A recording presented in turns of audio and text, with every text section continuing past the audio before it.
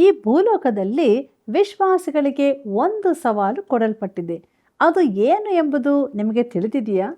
ಇಲ್ಲವಾದರೆ ಬನ್ನಿರಿ ತಿಳಿದುಕೊಳ್ಳೋಣ.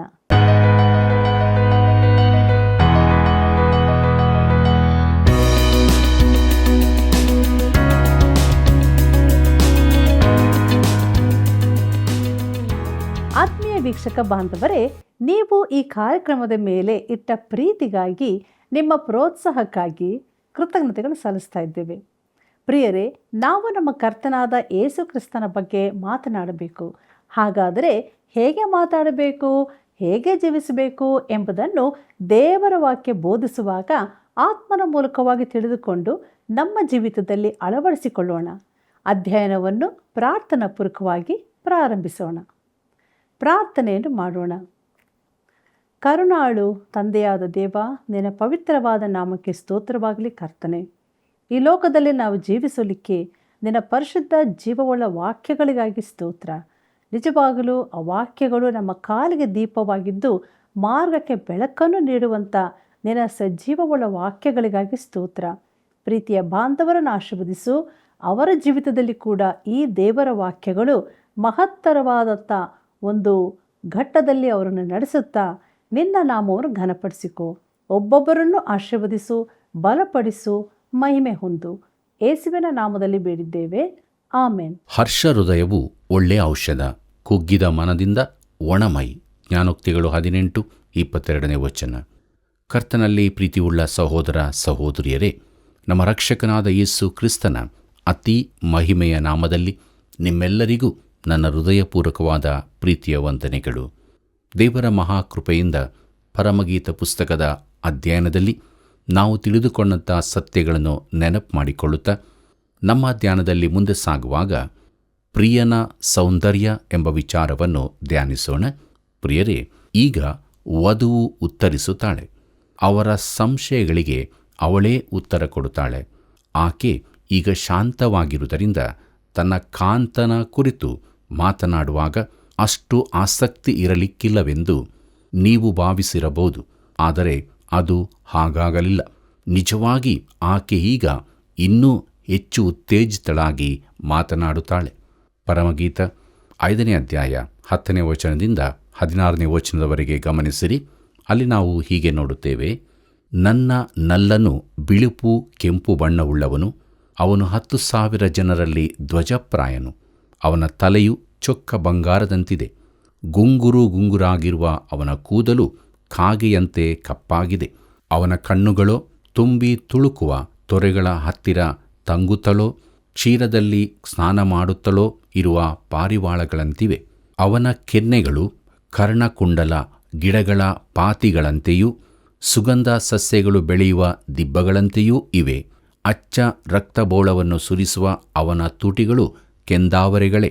ಅವನ ಕೈಗಳು ಪಿತರತ್ನ ಖಚಿತವಾದ ಬಂಗಾರದ ಸಲಾಕಿಗಳೋಪಾದಿಯಲ್ಲಿವೆ. ಅವನ ಮೈ ಇಂದ್ರ ನೀಲಮಯವಾದ ದಂತಫಲಕದ ಹಾಗಿದೆ. ಅವನ ಕಾಲುಗಳು ಅಪರಂಜಿಯ ಸುಣ್ಣಪಾದಗಳ ಮೇಲಿಟ್ಟ ಚಂದ್ರಕಾಂತ ಸ್ತಂಭಗಳು. ದೇವದಾರುಗಳಷ್ಟು ರಮಣೀಯವಾದ ಅವನ ಗಾಂಭೀರ್ಯವು ಲೆಬನೋನಿಗೆ ಸಮಾನ. ಅವನ ನುಡಿ ಬಹು ಇಂಪು. ಹೌದು, ಅವನು ಸರ್ವಾಂಗದಲ್ಲಿಯೂ ಮನೋಹರನು. ಯೆರೂಸಲೇಮಿನ ಸ್ತ್ರೀಯರುಗಳಿರ, ಇವನೇ ಎನ್ನೆನಿಯನು, ಇವನೇ ನನ್ನ ಪ್ರಿಯನು ಎಂಬುದಾಗಿ. ಕರ್ತನಲ್ಲಿ ಪ್ರೀತಿಯುಳ್ಳ ಸಹೋದರ ಸಹೋದರಿಯರೇ, ಇಲ್ಲಿ ನಮಗೆ ಸ್ಪಷ್ಟವಾಗಿ ಕಂಡುಬರುವ ವಿಚಾರವೇನೆಂದರೆ, ಆಕೆ ಅವನನ್ನು ಬಹು ಸೂಕ್ಷ್ಮವಾಗಿ ವರ್ಣಿಸುತ್ತಾಳೆ. ಅದರ ಅರ್ಥವೇನು ಗೊತ್ತಿದೆಯೋ? ಆಕೆ ಅವನನ್ನು ಅಷ್ಟು ಚೆನ್ನಾಗಿ ತಿಳಿದಿದ್ದಾಳೆ ಎಂಬುದೇ. ಆಕೆ ಅವನನ್ನು ಅತಿ ನಿಕಟವಾಗಿ ತಿಳಿದಿದ್ದಳು. ಪ್ರಿಯಮಿತ್ರನೇ, ನೀನು ಕರ್ತನಾದ ಯೇಸು ಕ್ರಿಸ್ತನ ಪರವಾಗಿ ಮಾತನಾಡಬೇಕೆಂದಿದ್ದರೆ, ಆತನಿಗಾಗಿ ಸಾಕ್ಷಿ ನುಡಿಯಬೇಕೆಂದಿದ್ದರೆ, ನೀನು ಆತನನ್ನು ತಿಳಿದಿರಬೇಕು. ಆತನನ್ನು ತಿಳಿಯುವುದು ಮಾತ್ರವಲ್ಲದೆ ಆತನ ವಿಷಯವಾಗಿ ಅತ್ಯಾಸಕ್ತಿಯಿಂದ ಮಾತನಾಡುವಷ್ಟು ಚೆನ್ನಾಗಿ ತಿಳಿದಿರಬೇಕು. ಅತ್ಯಾಸಕ್ತಿಯಿಂದ ಮಾತನಾಡುವುದೆಂದರೆ ಭಾಷೆಯ ಚಾತುರ್ಯ ಮಾತ್ರವಲ್ಲ, ಪೂರ್ಣ ಆಸಕ್ತಿಯಿಂದ, ಉತ್ಸುಕತೆಯಿಂದ, ಪ್ರೀತಿಯಿಂದ ಆತನನ್ನು ವರ್ಣಿಸುವಂತಿರಬೇಕು. ನೀನು ಆತನನ್ನು ತಿಳಿದಿರುವುದು ಮಾತ್ರವಲ್ಲದೆ ಆತನನ್ನು ಪ್ರೀತಿಸುವವರೂ ಆಗಿರಬೇಕು.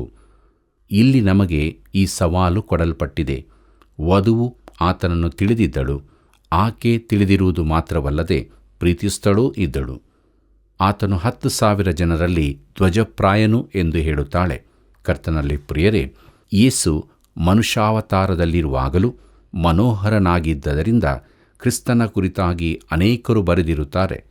ಸ್ನೋಫೀಲ್ಡ್ ರೆಫರೆನ್ಸ್ ಸತ್ಯವೇದಕ್ಕೆ ಮೊದಲ ಟಿಪ್ಪಣಿಗಳನ್ನು ಬರೆದ ಡಾಕ್ಟರ್ C.I. ಸ್ನೋಫೀಲ್ಡ್ ಕರ್ತನಾದ ಯೇಸುವಿನ ಕುರಿತಾಗಿ ಒಂದು ಪತ್ರದಲ್ಲಿ ಹೀಗೆ ಬರೆದಿದ್ದರು.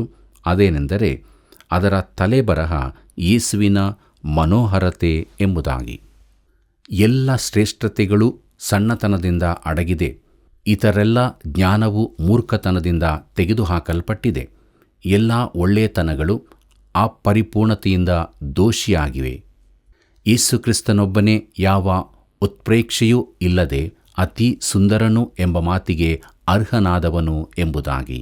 ಪ್ರಿಯರೇ, ಆದ್ದರಿಂದ ನನ್ನ ವಿಷಯವು ಕ್ರಿಸ್ತನ ಮನೋಹರತೆ ಎಂಬುದಾಗಿದೆ. ಮೊದಲನೇದಾಗಿ ನನಗೆ ಕಾಣುವಂತೆ ಈ ಮನೋಹರತೆಯು ಆತನ ಪರಿಪೂರ್ಣ ಮಾನವತ್ವದಲ್ಲಿರುತ್ತದೆ. ನನ್ನ ಮಾತು ಅರ್ಥವಾಯಿತೋ? ಆತನು ಪರಿಪೂರ್ಣ ಮಾನವನಾಗಿದ್ದನೆಂದು ಹೇಳದೆ ಆತನ ಮಾನವತ್ವವೇ ಪರಿಪೂರ್ಣವಾಗಿತ್ತೆಂದು ಹೇಳುತ್ತೇನೆ. ಪ್ರೀತಿಯುಳ್ಳ ದೇವಜನರೇ, ಪಾಪ ಮತ್ತು ನಮ್ಮ ಕೆಟ್ಟ ಸ್ವಭಾವ ಬಿಟ್ಟು ಆತನು ನಮ್ಮೊಂದಿಗೆ ಒಂದಾಗಿದ್ದನು. ಆತನು ದೇಹದಲ್ಲಿಯೂ ಕೃಪೆಯಲ್ಲಿಯೂ ಬೆಳೆದನು. ಆತನು ದುಡಿದನು, ಅತ್ತನು, ಪ್ರಾರ್ಥಿಸಿದನು, ಪ್ರೀತಿಸಿದನು. ಆತನು ನಮ್ಮಂತೆ ಎಲ್ಲ ವಿಷಯಗಳಲ್ಲಿಯೂ ಶೋಧಿಸಲ್ಪಟ್ಟನು, ಆದರೆ ಪಾಪ ಮಾತ್ರ ಮಾಡಲಿಲ್ಲ. ತೋಮನೊಂದಿಗೆ ನಾವು ನನ್ನ ಸ್ವಾಮಿ, ನನ್ನ ದೇವರು ಎಂದು ಅರಿಕೆ ಮಾಡುತ್ತೇವೆ. ನಾವು ಆತನನ್ನು ಗೌರವಿಸಿ ಆರಾಧಿಸುತ್ತೇವೆ. ಆದರೆ ಪ್ರಿಯರೇ, ನಮ್ಮೊಂದಿಗೆ ಇಂತಹ ನಿಕಟತೆಯುಳ್ಳವನು, ನಮ್ಮ ಮಾನವ ಹೃದಯಕ್ಕೆ ಇಷ್ಟು ಹತ್ತಿರವಾಗುವವನು ಈ ಇಡೀ ವಿಶ್ವದಲ್ಲೇ ಬೇರಾರೂ ಇರುವುದಿಲ್ಲ. ಆತನ ಕುರಿತು ನಮಗೆ ಯಾವ ಭಯವೂ ಇಲ್ಲ. ಆತನು ಈ 21ನೇ ಶತಮಾನದಲ್ಲೇ ನಮ್ಮ ನಡುವೆಯೂ ಬೆಳೆದವನೋ ಎಂಬಂತೆ ನಮ್ಮ ಜೀವಿತಗಳಿಗೆ ಸರಳವಾಗಿ ಸ್ವಾಭಾವಿಕವಾಗಿ ಪ್ರವೇಶಿಸುವಾತನಾಗಿದ್ದಾನೆ. ಆತನ ಪುರಾತನದಲ್ಲಿ ಒಬ್ಬನಂತೆ ಇಲ್ಲ. ಆತನು ಅದೆಷ್ಟು ಪರಿಪೂರ್ಣವಾದ ಯಥಾರ್ಥ ಮಾನವನಾಗಿದ್ದಾನೆ. ಆತನನ್ನು ಆಕ್ಷೇಪಿಸಿದಳು. ಆತನು ಸತ್ತವರನ್ನು ಎಬ್ಬಿಸಿದ್ದನ್ನು, ಬಿರುಗಾಳಿ ನಿಲ್ಲಿಸಿದ್ದನ್ನು, ಬೆಟ್ಟದಲ್ಲಿ ಮೋಶೆ ಎಲಿಯರೊಂದಿಗೆ ಮಾತನಾಡಿದ್ದನ್ನು ಕಂಡಿದ್ದ ಯೋಹಾನನು ಊಟದ ಸಮಯದಲ್ಲಿ ಆತನ ಎದೆಯನ್ನು ದಿಂಬಾಗಿ ಮಾಡಿಕೊಂಡು ಒರಗಿಕೊಂಡಿದ್ದನು. ಪೇತ್ರನು ತನ್ನ ಕಾಲು ತೊಳೆಯಬಾರದೆಂದು ಆತನಿಗೆ ಹೇಳಿದನು. ಆದರೆ ಬಳಿಕ ಕೈಗಳನ್ನು, ಕಾಲನ್ನು, ತಲೆಯನ್ನು ಸಹ ತೊಳೆಯಬೇಕೆಂದು ಹೇಳಿದನು. ಅವರು ಆತನ ಬಳಿ ಮೂರ್ಖ ಪ್ರಶ್ನೆಗಳನ್ನು ಕೇಳಿದರು. ಆತನನ್ನು ಗದರಿಸಿದರು, ಗೌರವಿಸಿ ಆರಾಧಿಸಿದರು. ಆತನು ಅವರನ್ನು ಹೆಸರು ಹಿಡಿದು ಕರೆದನು. ಭಯಪಡಬೇಡಿರಿ ಎಂದು ಹೇಳಿದನು. ತನ್ನ ಪ್ರೀತಿಯ ಭರವಸೆ ಕೊಟ್ಟನು. ಈ ಎಲ್ಲದರಲ್ಲಿಯೂ ನನಗೆ ಆತನು ಸಂಪೂರ್ಣ ಮನೋಹರನಾಗಿ ಕಂಡನು. ಪ್ರೀತಿಯುಳ್ಳ ದೇವಜನರೇ, ಆತನು ಪೂರ್ಣ ಮನೋಹರನು. ಮುಖ್ಯವಾದ ಪ್ರಶ್ನೆ ಇದಾಗಿದೆ: ನಿನಗೆ ಆತನು ಪೂರ್ಣ ಮನೋಹರನಾಗಿದ್ದಾನೋ? ವಧುವು ತನ್ನ ವರನ ಕುರಿತು ಮಾತಾಡಿದ ಹಾಗೆ ಅತ್ಯುತ್ಸಾಹದಿಂದ ಆತನ ಕುರಿತು ನೀನು ಮಾತನಾಡಬಲ್ಲೆಯ? ನಾವು ಕ್ರಿಸ್ತನ ಸಾಕ್ಷಿಗಳಾಗಿರಬೇಕಾದರೆ ಆತನನ್ನು ನಿಕಟವಾಗಿ ತಿಳಿದಿರಬೇಕು ಮತ್ತು ಆತನನ್ನು ಪ್ರೀತಿಸುವರಾಗಿರಬೇಕು. ಕ್ರಿಸ್ತನ ಬಳಿಗೆ ಬರುವುದು ಒಂದು ವ್ಯವಹಾರದ ಸಂಗತಿಯಲ್ಲ ಪ್ರಿಯರೇ. ಆತನು ಅದ್ಭುತನಾದವನು ಮತ್ತು ನಾವು ಆತನಿಗೆ ಸಲ್ಲಿಸುವ ಸ್ತೋತ್ರ, ಮಹಿಮೆಪಡಿಸುವಿಕೆ, ಆತನನ್ನು ಮೇಲೆತ್ತುವಂತಾದು, ಆರಾಧಿಸುವುದು, ಆತನೆದುರು ಕೃತಜ್ಞರಾಗಿ ಅಡ್ಡ ಬೀಳುವುದು, ಇದಾವುದು ನಾವು ಮಾಡಬೇಕಾದಷ್ಟು ಮಾಡುತ್ತಿಲ್ಲವೆಂದು ನನ್ನ ಅಭಿಪ್ರಾಯವಾಗಿದೆ. ಯಾವ ರೀತಿಯಿಂದ ನೋಡಿದರೂ ಆತನು ಅದ್ಭುತನೇ. ಪ್ರೀತಿಯುಳ್ಳ ದೇವಜನರೇ, ಡಾಕ್ಟರ್ ಸ್ನೋಫೀಲ್ಡ್ ಅವರ ಮಾತುಗಳನ್ನೇ ನೋಡೋಣ. ಅದೇನೆಂದರೆ, ಯೇಸು ಕ್ರಿಸ್ತನ ಪರಿಶುದ್ಧತೆಯು ನಮ್ಮನ್ನು ಆಕರ್ಷಿಸಿ ಉತ್ತೇಜಿಸುವಷ್ಟು ಮನಮೋಹಕವಾದದ್ದಾಗಿದೆ. ಅದರಲ್ಲಿ ಯಾವುದೇ ಕಠೋರತೆಯಾಗಲಿ ನಮ್ಮನ್ನು ದೂರ ಮಾಡುವ ಸಂಗತಿಯಾಗಲಿ ಇರುವುದಿಲ್ಲ. ಆತನ ಪರಿಶುದ್ಧತೆಯ ಸೌಂದರ್ಯವು ನಮಗೆ ಗುಲಾಬಿಯ ಇಲ್ಲವೇ ನೇರಳೆ ಹೂವಿನ ಜ್ಞಾಪಕ ತರುತ್ತದೆ ಎಂಬುದಾಗಿ. ಪ್ರೀತಿಯುಳ್ಳ ಸಹೋದರ ಸಹೋದರಿಯರೇ, ಯೇಸು ಪಾಪಿಗಳನ್ನು ಸ್ವೀಕರಿಸುತ್ತಾನೆ, ಅವರೊಂದಿಗೆ ಊಟ ಮಾಡುತ್ತಾನೆ. ನಿಕೋದೇಮನು ನೈತಿಕತೆಯ ಧಾರ್ಮಿಕನಾದ ಪಾಪಿ. 7 ದೆವ್ವಗಳಿಂದ ಬಿಡುಗಡೆ ಹೊಂದಿದ ದಿಗ್ಭ್ರಮೆ ಹುಟ್ಟಿಸುವ ಪಾಪಿ ಮುಂತಾದವರು ನಿಂತ ಕೊಳಕ್ಕೆ ತಿಳಿನೀರಿನ ಶುಭ್ರ ಕಾಲುವೆ ಹರಿದು ಬಂದಂತೆ ಆತನು ಪಾಪಿಗಳ ಜೀವಿತವನ್ನು ಪ್ರವೇಶಿಸುತ್ತಾನೆ. ಆ ಕಾಲುವೆಗೆ ಅಶುದ್ಧವಾಗುವ ಭಯವಿಲ್ಲ, ಆದರೆ ಅದರ ಮನೋಹರತೆಯಿಂದ ಕೊಳವು ಸ್ವಚ್ಛವಾಗುತ್ತದೆ. ಕರ್ತನಲ್ಲಿ ಪ್ರಿಯರೇ, ಈ ವಿಷಯಕ್ಕೆ ಸಂಬಂಧಿಸಿದಂತೆ ನಾನು ಪುನಃ ಹೇಳುತ್ತೇನೆ, ಆತನ ಕನಿಕರ ಅತಿ ಮನೋಹರವಾದದ್ದಾಗಿದೆ. ಆತನು ಯಾವಾಗಲೂ ಅನುತಾಪವುಳ್ಳವನಾಗಿದ್ದಾನೆ.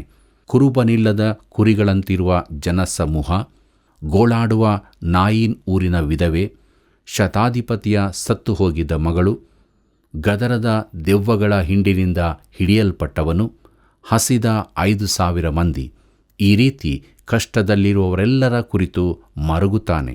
ಶಾಸ್ತ್ರಿ ಫರಿಸಾಯರ ಮೇಲೆ ಆತನು ತೋರಿಸಿದ ಕೋಪ ಸಹ ಅವರ ಸ್ವನೀತಿಯ ಶೋಷಣೆಗೊಳಗಾದವರ ಕಡೆಗಿನ ಪ್ರೀತಿಯೇ ಆಗಿತ್ತು.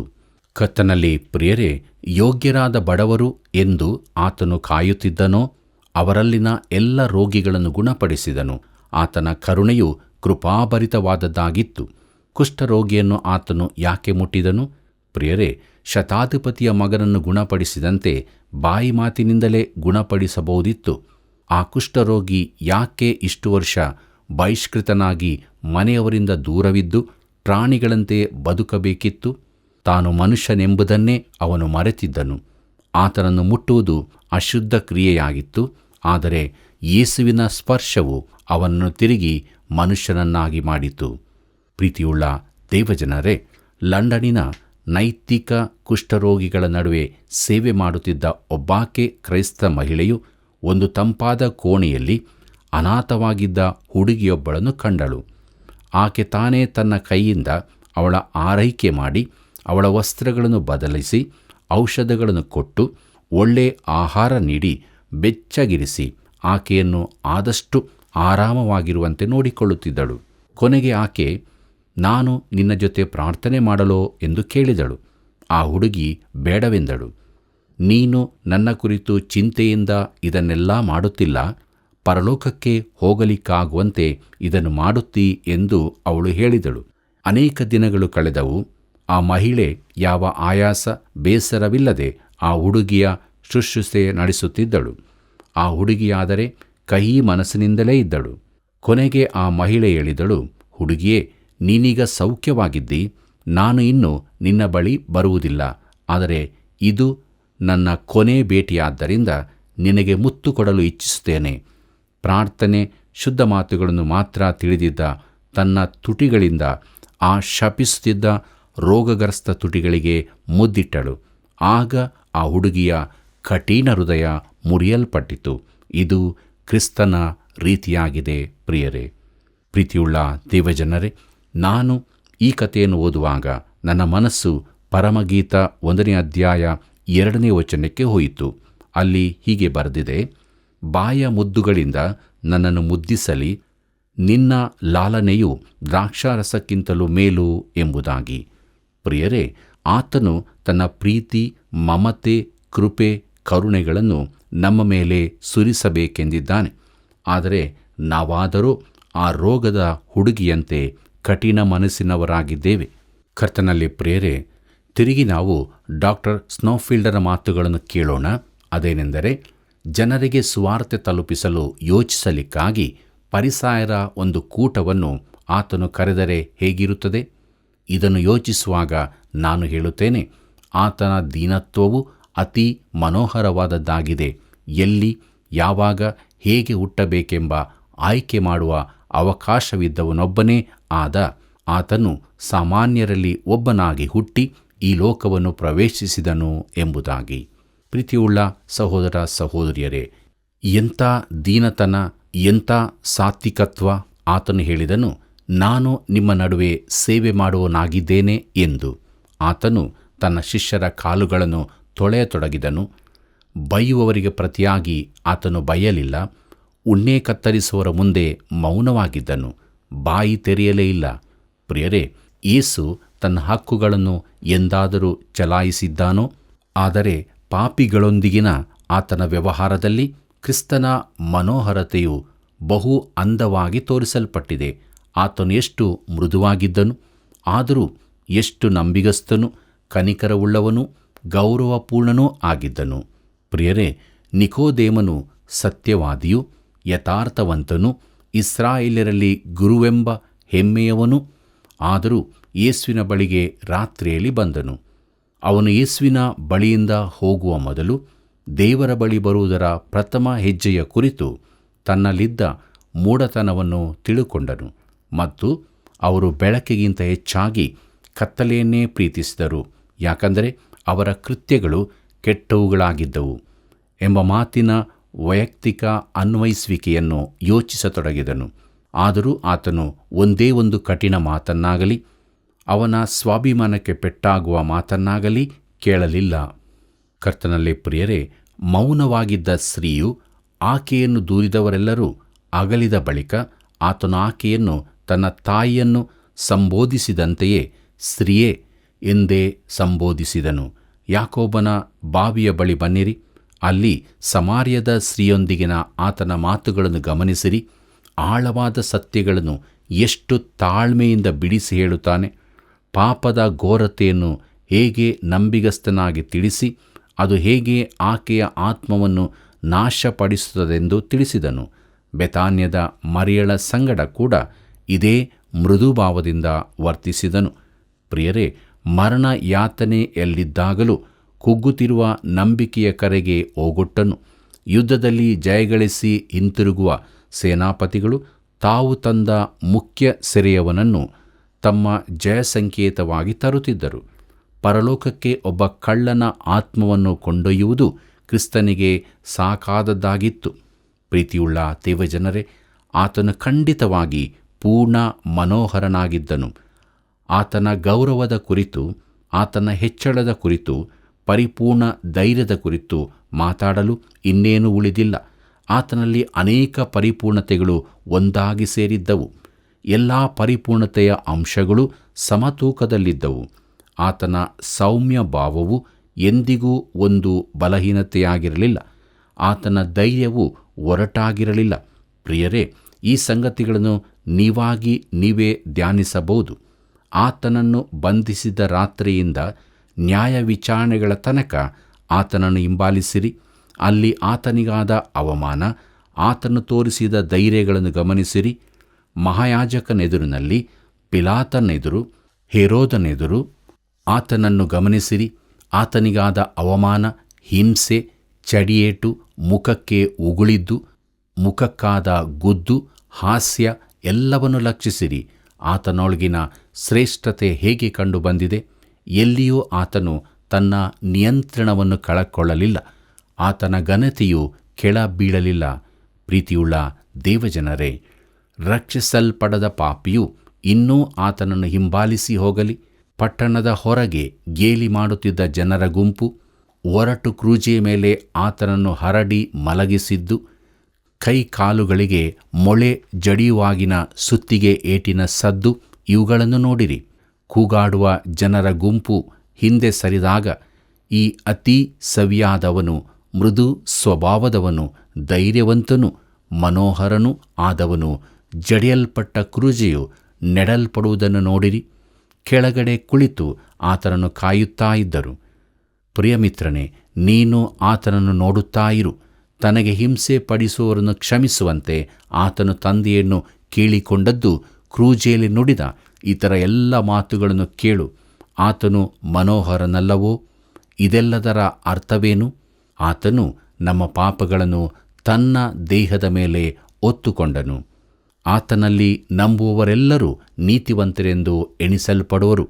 ನಿಮಗೆ ನಿಜ ನಿಜವಾಗಿ ಹೇಳುತ್ತೇನೆ, ನನ್ನನ್ನು ನಂಬುವವನಿಗೆ ನಿತ್ಯ ಜೀವ ಇರುವುದು ಎಂದು. ಪ್ರೀತಿಯುಳ್ಳ ಸಹೋದರ ಸಹೋದರಿಯರೇ, ನಾನು ನನ್ನ ಸ್ವಂತ ಸಾಕ್ಷಿಯೊಂದಿಗೆ ಇದನ್ನು ಮುಗಿಸುತ್ತೇನೆ. ಆತನು ನನ್ನ ಪ್ರಿಯನು, ನನ್ನ ಸ್ನೇಹಿತನು. ಪ್ರಿಯಮಿತ್ರನೇ, ನೀನು ಆತನನ್ನು ನಿನ್ನ ರಕ್ಷಕನನ್ನಾಗಿ, ನಿನ್ನ ಪ್ರಿಯನನ್ನಾಗಿ, ಸ್ನೇಹಿತನನ್ನಾಗಿ ಅಂಗೀಕರಿಸುವುದಿಲ್ಲವೋ? ಪ್ರೀತಿಯುಳ್ಳ ಸಹೋದರ ಸಹೋದರಿಯರೇ, ಅವರ ಮಾತುಗಳು ಮುಗಿದವು. ನನ್ನ ಮಾತುಗಳನ್ನು ಸೇರಿಸುತ್ತೇನೆ, ಆಮೇನ್ ಎಂಬುದಾಗಿ. ಅಂದರೆ ಅವರ ಪ್ರತಿಯೊಂದು ಮಾತನ್ನು ನಾನು ಒಪ್ಪುತ್ತೇನೆ ಎಂದರ್ಥ. ನನ್ನ ಪ್ರಿಯನು 10,000 ಜನರಲ್ಲಿ ಧ್ವಜಪ್ರಾಯನು. ಆತನು ಪರಿಪೂರ್ಣವಾಗಿ ಮನೋಹರನು. 2,000 ವರ್ಷಗಳ ಕೆಳಗೆ ಈ ಭೂಮಿಯಲ್ಲಿ ಬಂದವನು ಕೇವಲ ಮರಿಯ ಯೋಸೇಫರ ಮಗನು ಮಾತ್ರವೋ? ಪಾಪಿಗಳ ವಿಮೋಚನೆಗಾಗಿ ಕಲ್ವಾರಿಯ ಗುಡ್ಡದಲ್ಲಿ ಸುರಿಸಲ್ಪಟ್ಟದ್ದು ಕೇವಲ ಮಾನವ ರಕ್ತ ಮಾತ್ರವೋ? ಬುದ್ಧಿಶಕ್ತಿಯಿರುವ ಯಾವನಾದರೂ ನನ್ನ ಸ್ವಾಮಿ ನನ್ನ ದೇವರು ಎಂದು ಹೇಳದಿರಲಾರನು. ಯೆರೂಸಲೇಮಿನ ಸ್ತ್ರೀಯರೇ, ಈತನೇ ನನ್ನ ಪ್ರಿಯನು, ನನ್ನ ಸ್ನೇಹಿತನು. ಇದು ನಾವು ವಚನ 16ರಲ್ಲಿ ನೋಡುತ್ತೇವೆ. ಪ್ರಿಯರೇ, ಆಕೆ ಅವನನ್ನು ತಿಳಿದಿದ್ದಳು, ಆಕೆ ಅವನನ್ನು ಪ್ರೀತಿಸಿದಳು, ಆಕೆ ಆತನನ್ನು ಪ್ರಕಟಿಸಿದಳು. ಪ್ರೀತಿಯುಳ್ಳ ಸಹೋದರ ಸಹೋದರಿಯರೇ, ನಾವು ಕೂಡ ನಮ್ಮ ಜೀವಿತದಲ್ಲಿ ನಮ್ಮ ರಕ್ಷಕನಾದ ಯೇಸು ಕ್ರಿಸ್ತನನ್ನು ತಿಳಿದುಕೊಳ್ಳಬೇಕು, ಆತನೊಬ್ಬನನ್ನೇ ಪ್ರೀತಿಸಬೇಕು ಮತ್ತು ನಮ್ಮ ಜೀವಿತದಲ್ಲಿ ಆತನನ್ನೇ ಪ್ರಕಟಿಸಬೇಕು. ಇದುವೇ ನಿಜವಾದ ರಕ್ಷಣೆಯ ಸಂತೋಷದಿಂದ ಜೀವಿಸುವಂಥ ಜೀವಿತವಾಗಿದೆ. ಇಂಥ ಜೀವಿತವನ್ನು ಜೀವಿಸೋದಕ್ಕೆ ದೇವರು ತಾನೇ ಸಹಾಯ ಮಾಡಿ ನಡೆಸಲಿ. ಕರ್ತನ ಕೃಪೆಯು ಸದಾ ನಿಮ್ಮ ಸಂಗಡ ಇರಲಿ. ಪ್ರಿಯರೇ, ನಮ್ಮ ರಕ್ಷಕನ ಬಗ್ಗೆ ಬಹು ಪ್ರೀತಿಯಿಂದ ಆಸಕ್ತಿಯಿಂದ ಮಾತಾಡಬೇಕು. ಇದುವೇ ಸಾಕ್ಷಿಯ ಜೀವಿತ. ಆತನು ಪರಿಪೂರ್ಣನೂ ಮನೋಹರನೂ ಆಗಿದ್ದಾನೆ, ಕುಗ್ಗಿದವರನ್ನು ಮೇಲಕ್ಕೆತ್ತುತ್ತಾನೆ. ಆದುದರಿಂದ ದಿನಾಲು ದೇವರನ್ನು ಪ್ರೀತಿಸುವವರು ಮಾತ್ರ ಆಗಿರದೆ ಆತನ ಅಪ್ಪಣೆಯ ಪ್ರಕಾರ ನಡೆದು ದೇವರನ್ನು ಮಹಿಮೆ ಪಡಿಸೋಣ. ಪ್ರಿಯ ವೀಕ್ಷಕರೇ, ಯೇಸು ಕ್ರಿಸ್ತನ ಹೃದಯದಲ್ಲಿನ ಆಳವಾದ ಪ್ರೀತಿ ಕರುಣೆಯನ್ನು ತಿಳಿದುಕೊಂಡ ನಾವು ಇತರರಿಗೂ ಅದು ದೊರೆಯುವಂತಾಗಲು ಪ್ರಯತ್ನಿಸಬೇಕಲ್ವೇ? ಹಾಗಾದರೆ ಈಗಲೇ ಈ ಸೇವೆಯ ಅಭಿವೃದ್ಧಿಗಾಗಿ ಕರೆ ಮಾಡಿರಿ, ಬೆಂಬಲಿಸಿರಿ. ವಂದನೆಗಳು.